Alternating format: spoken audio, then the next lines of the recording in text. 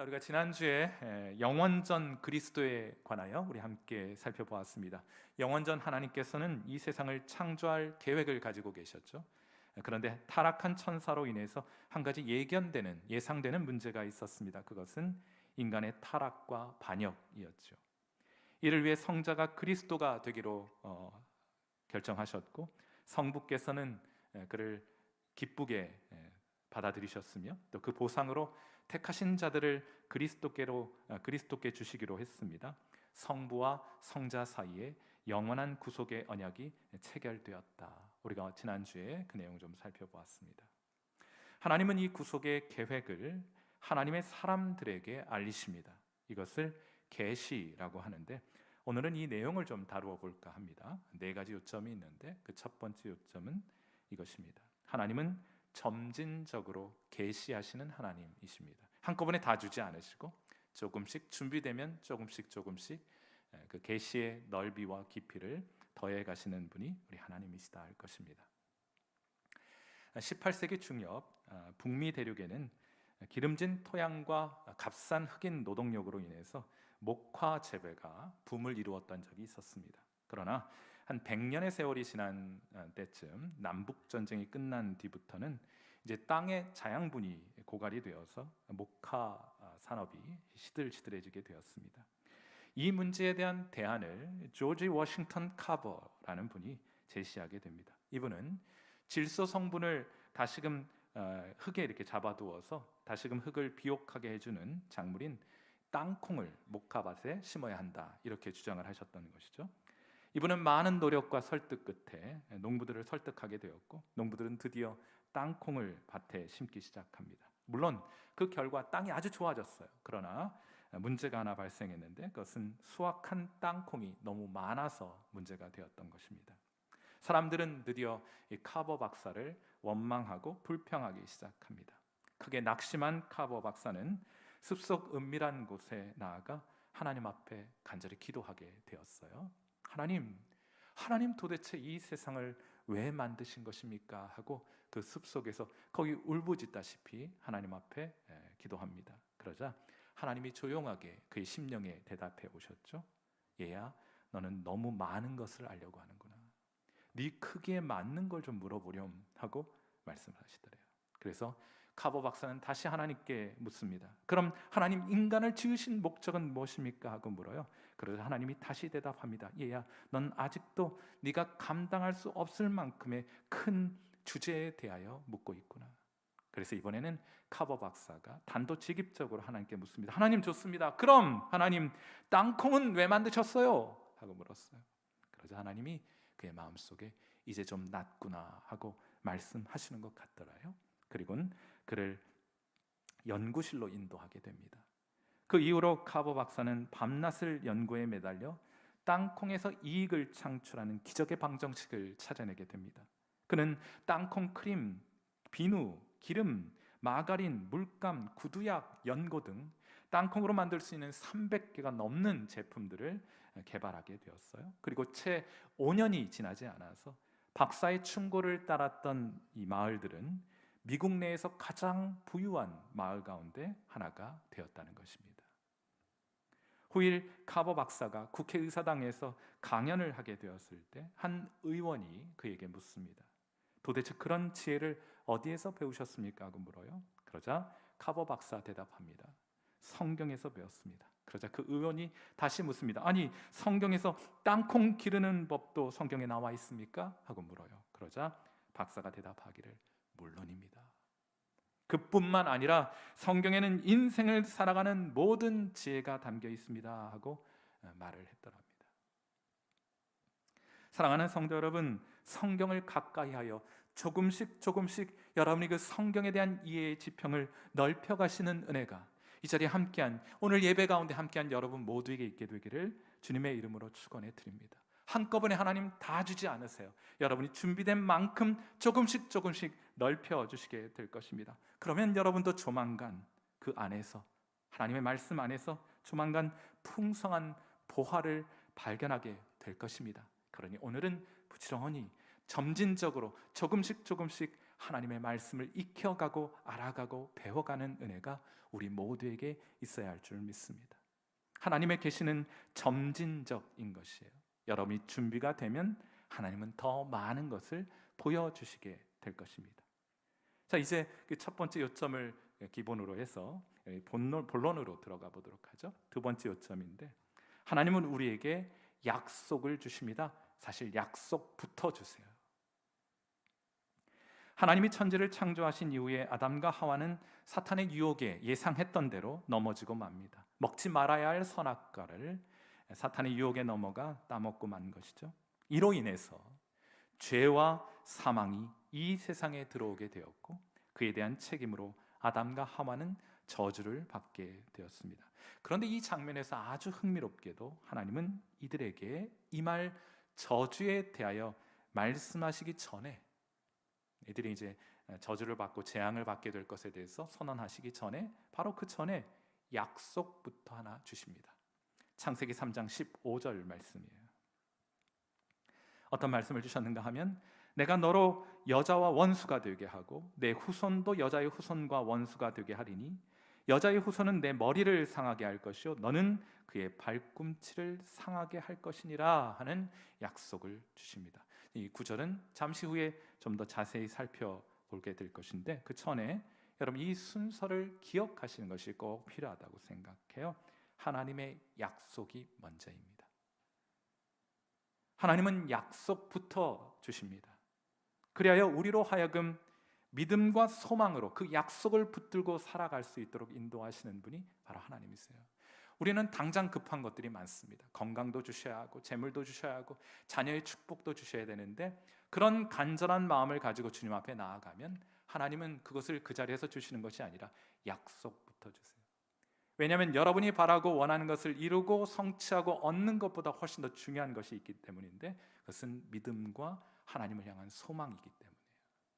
그러므로 하나님은 언제나 약속부터 우리에게 주시는 하나님이십니다.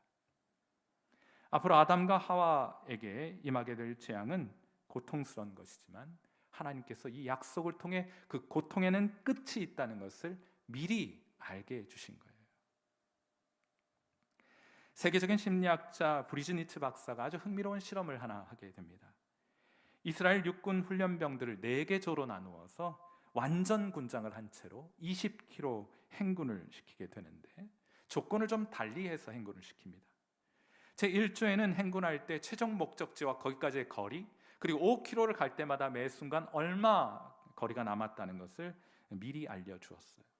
제2조에게는 단지 이제부터 먼 거리를 행군한다라는 사실만 알려주었습니다.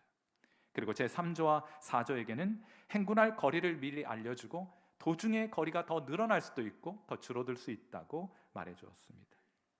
이 실험을 통해 확인하게 된 것이 있어요. 그것은 행군 거리를 미리 알았던 제1조가 사기가 가장 높았다는 것을 알게 됩니다. 반면에 행군 거리를 전혀 알지 못하고 무작정 완전 군장을 하고 먼 거리를 가야 한다고 말해주었던 제2조가 사기가 가장 떨어짐과 동시에 스트레스도 가장 많이 받게 되었다는 것을 알게 되었어요. 이 실험의 결론은 이것입니다. 인간이 낙심하게 되는 것은 어려움을 만났기 때문이 아니에요. 엄밀한 의미에서 어려움은 사람을 낙심시켜주는 것은 아닙니다. 요소는 될 수 있고 또 계기는 마련해 줄 수 있지만, 인간이 낙심하게 되는 것은 어려움을 만났기 때문이 아니라 그 어려움의 끝을 알 수 없기 때문이다 하는 것이 이 실험의 결론이었습니다. 사랑하는 성도 여러분, 하나님은 우리에게 끝부터 보여주시고 시작하십니다. 약속부터 주십니다. 견뎌낼 수 있도록. 이 약속 붙들고 비록 고통스럽고 또 고난 가득한 이 세상이지만 그 약속 붙들고 믿음과 소망 가운데 살아갈 수 있도록 하나님은 우리에게 약속부터 허락해 주시는 거예요.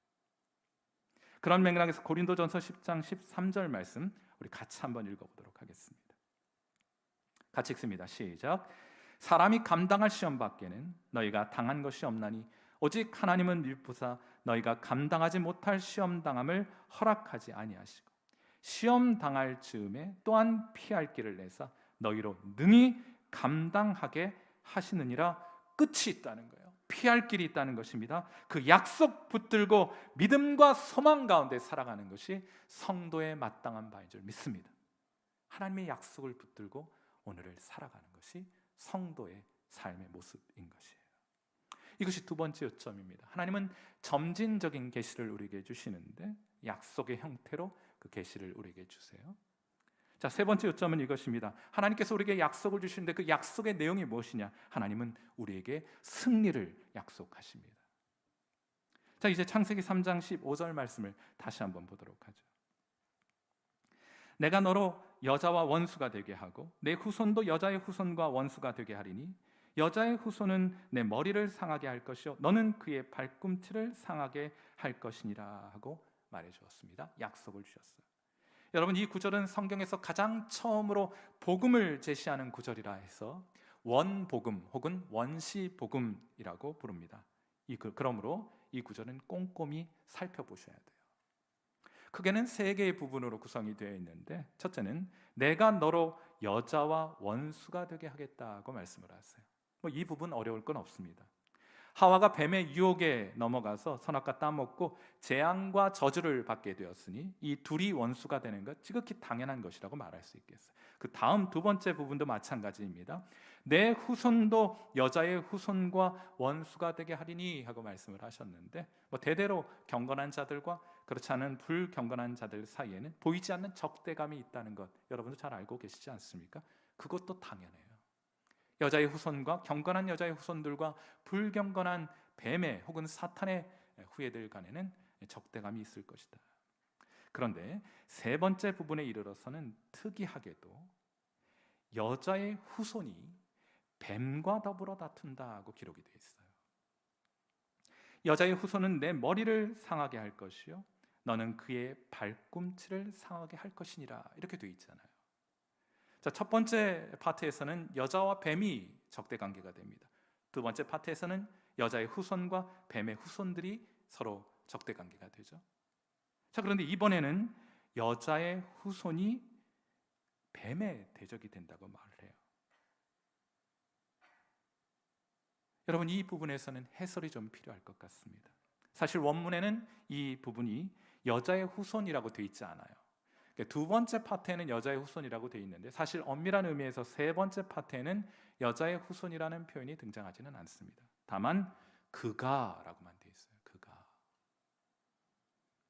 그러므로 이런 뉘앙스를 잘 살려서 히브리어와 헬라어의 정통한 유대인들이 히브리 성경을 헬라어 성경으로 헬라어로 번역한 성경이 있는데 그 70인경이라고 하잖아요. 이 70인경은 그 뉘앙스를 잘 살려서 번역해 놓았습니다. 제가 70인경 원문을 여러분에게 좀 보여드릴 거예요.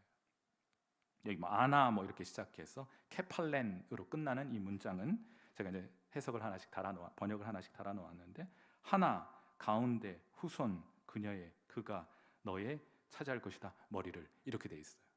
이걸 적당하게 조합해 보시면 어떤 의미를 갖습니까? 그녀의 후손 가운데 한 사람인 바로 그가 너의 머리를 차지하게 될 것이다 하고 번역할 수가 있게 되는 거예요. 무슨 뜻인가 하면 아담과 하와로부터 많은 자손들이 태어나게 될 텐데 그 중에 한 사람이 사탄의 머리를 차지하게 될 것이다. 그의 권세를 장악하고 깨뜨리게 될 것임을 이 약속을 통해 하나님께서 아담과 하와에게 주셨던 거예요. 우리는 잘 알고 있지요. 하와의 후손 중 사탄의 권세를 깨뜨릴 자가 누구입니까? 바로 예수 그리스도, 영원전 성부께서 택하신 예수 그리스도가 바로 이 여자의 후손 가운데 한 사람인 것을 우리는 잘 알고 있어요. 아마 그러나 아담과 하와는 그것이 누구인지 알지 못했을 것입니다. 그런데 이 약속을 누구에게 주셨습니까? 실패하여 낙심하여 있는 아담과 하와에게 주셨습니다. 언제 주셨습니까? 이들에게 재앙과 저주가 선고되기 전에. 그건 마치 그리스도에 관한 이 약속을 붙들고 또 이 약속을 기억하면서 고생스러움을 견디어 가게 된다면 너희가 원수를 이기고 결국에는 승리를 맛보게 되리라고 말씀하고 계신 것 같지 않습니까? 성도의 승리의 비결이 무엇입니까? 하나님께서 약속하신 예수 그리스도를 바라고 그분을 통해 이루실 승리를 기대하며 살아가게 될 때 성도들도 마찬가지로 승리를 맛보게 될 것임을 알게 해주시는 그런 구절이에요. 세상에서 가장 높은 산은 에베레스트 산입니다. 높이가 대략 8,848m, 대략 9km 정도 되는 높이입니다. 이 산을 인류 역사상 처음으로 오른 사람은 뉴질랜드 사람인데 에드문드 힐러리라는 사람이 세계 최초로 그 산의 정상에 오르게 됩니다. 1953년에 있었던 일이에요. 자, 그럼 한국인으로서 최초로 이 산의 정상을 밟은 사람은 누구였을까요? 여러분도 아마 이름을 들어보시면 기억하실 텐데 산악인 고상돈, 지금은 돌아가셨는데 이 고상돈 산악인이 세계 최초로 이 산의 정상에 한국에선 처음으로 이 산의 정상에 오르게 됩니다. 세계에서는 58번째로 58번째로 이 산의 정상에 오르게 되었는데 그때의 연도가 1977년이에요. 1977년도에 58번째이니까 지난 24년간 이 산의 정상에 오르는 사람이 58명이었고 그것을 평균적으로 따지면 1년에 대략 한 2-3명 정도가 이 산의 정상에 오르게 되었다, 이렇게 말할 수 있는 것이죠. 자, 그렇다면 지금은 어떨 것 같습니까? 얼마 전 통계에 따르면 2004년 한 해에만 이 산의 정상에 오르는 사람은 자그마치 330명, 2006년도에는 480명, 그리고 2008년도에는 600명의 사람들이, 산악인이 이 산의 정상을 밟게 되었습니다. 도대체 그간 어떤 변화가 있었길래 이런 일들이 나타나게 되는 것일까요? 물론 장비가 좋아졌겠죠. 그런데 가장 중요한 이유는, 산악인들이 말하는 가장 중요한 이유는 다른 곳에 있었습니다. 그것은 베이스 캠프의 높이가 높아졌다는 데 있다는 거예요. 힐러리나 고상돈 대원이 이 산에 등정을 했을 때, 그 시도했던 시절에는 베이스 캠프가 예외 없이 해발 3,000m 이하에 채워지게 되었습니다. 그러니까 그 이후로부터 한 6km 정도를 더 올라가야 산의 정상에 도달할 수 있었던 거예요. 그런데 요즘은 이 베이스 캠프를 치는 높이가 대략 한 5,200m 정도, 또 높게는 6,000m 가까이까지 베이스 캠프를 칠 수 있다고 해요. 그러니까 3,000m 정도만 더 올라가면 산의 정상에 도달할 수 있다는 것입니다. 그러니 등반에 더 많은 사람들이 성공할 수 있게 된 것이죠. 중요한 것은 베이스 캠프입니다. 우리도 죄와 질병과 온갖 아픔이라는 인생의 혹독한 눈보라를 뚫고 산의 정상을 향해 오르기는 에베레스트 산을 등정하는 등반대와 매 한 가지일 것입니다. 그러므로 언제든 여러분 인생의 위기가 찾아오면 달려가야 할 베이스 캠프를 언제나 확인하셔야 돼요. 인생의 위기가 찾아오셨습니까? 그렇다면 다시 한번 여러분의 영적인 베이스 캠프가 되는 하나님의 약속 기억하시는 여러분 되시기를 주님의 이름으로 축원합니다. 하나님께서 약속하신 그리스도를 바라보실 수 있게 되기를 축원합니다. 그를 다시금 바라보시고 그를 다시금 붙드시는 은혜가 있게 되기를 바라요.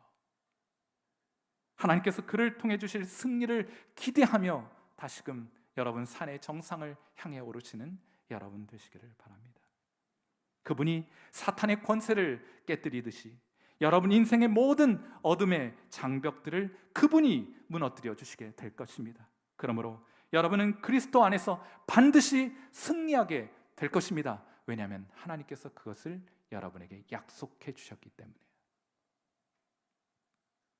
인생의 위기가 찾아왔을 때 다른 것을 기웃거리지 마시고 승리의 비결이 되신, 승리의 이유가 되신 예수 그리스도를 바라보시는 귀한 성도 여러분 되시기를, 그분 안에서 주시는 승리를 경험하시는 은혜가 저와 여러분에게 있게 되기를 주님의 이름으로 축원해 드립니다.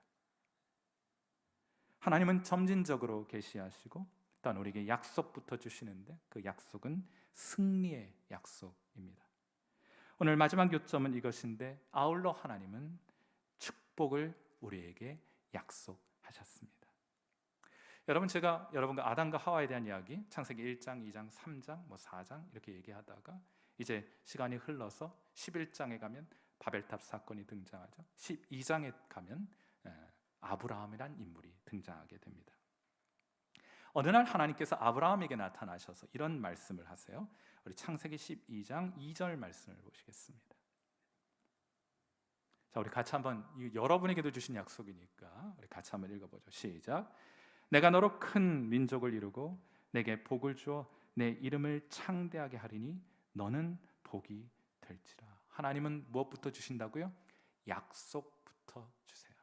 그리고 이 약속 붙들고 하나님이 지시할 땅으로 가게 됩니다. 그리고 그는 100세의 나이에 아들을 얻게 되는데 그 아들의 이름이 무엇이에요? 이삭. 창세기 21장에 가면 이삭이 태어나게 되죠. 아마도 아브라함은 이 이삭을 통해서 큰 민족 이루게 하리라는 하나님의 약속이 이 아들을 통해 성취될 것이라고 생각했을 것입니다. 그런데 그 다음 장 창세기 22장에 가면 하나님께서 하루는 또한 아브라함에게 나타나셔서 이런 명령을 주십니다. 어떤 명령이에요? 그 아들 이삭을 모리아 산에 올라 죽여 번제로 바치라 하는 이해할 수 없는 명령을 주십니다. 그런데 아브라함은 이 명령에 순종하여 모리아 산을 오르게 되는데 창세기 22장 6절에 그 모리아 산을 오르는 장면이 제겐 너무 아름답게 혹은 이해할 수 없는 모습으로 그려지고 있습니다. 우리 창세기 22장 6절 말씀 한번 보세요. 이제 아들을 번제로 바치기 위해서 아브라함이 그 아들 이삭과 함께 산을 오르고 있는 장면인데 어떻게 묘사가 되느냐? 아브라함이 이에 번제 나무를 가져다가 그의 아들 이삭에게 지우고 자기는 불과 칼을 손에 들고 두 사람이 동행하더니 하고 되어 있어요. 무슨 장면인지 아시겠죠? 아들은 나무를 짊어지고 그 모리아 산을 오르고 아버지는 손에 불과 칼을 들고 그 아들을 뒤따르는 그런 장면입니다. 이윽고 산의 정상에서 아브라함이 칼을 들어 이삭을 죽이려고 할 때 하나님의 사자가 나타나 급히 그를 말리면서 아브라함아 아브라함아 이제 됐으니 이제 그 칼 거두어라 하고 말씀하시죠. 그리고 곁에 있는 양을 잡아다가 하나님께 번제를 드리는 장면이 성경에 등장해요. 그런데 아브라함은 이 사건을 통해서 그 모리아산 정상에서 뭘 봤어요? 뭘 깨달았던지 뭘 봤어요? 그래서 이런 성경 구절이 그 이후에 기록이 됩니다. 22장 14절 뭐라고 말해요? 아브라함이 그 땅 이름을 여호와 이레라 하였으므로 오늘날까지 사람들이 이르기를 여호와의 산에서 준비되리라 하고 말하게 되었다 하는 거예요. 아브라함이 모리아 산에서 무엇을 보았던 것일까? 여러분 먼저 여기 지금 여호와의 산이라는 표현이 등장하는데 이 여호와의 산이 어디입니까? 이 나중에 다윗이 하나님의 성전을 짓겠다고 땅을 하나 매입을 하게 돼요. 그 땅이 어디냐? 바로 아브라함이 이삭을 번제로 드리고자 했던 모리아산 정상의 땅이에요. 그 산 위에 도성이 세워졌으니 그 도성의 이름을 예루살렘 성이라 부르는 것입니다.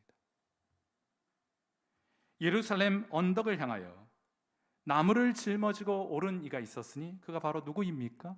바로 예수 그리스도이십니다.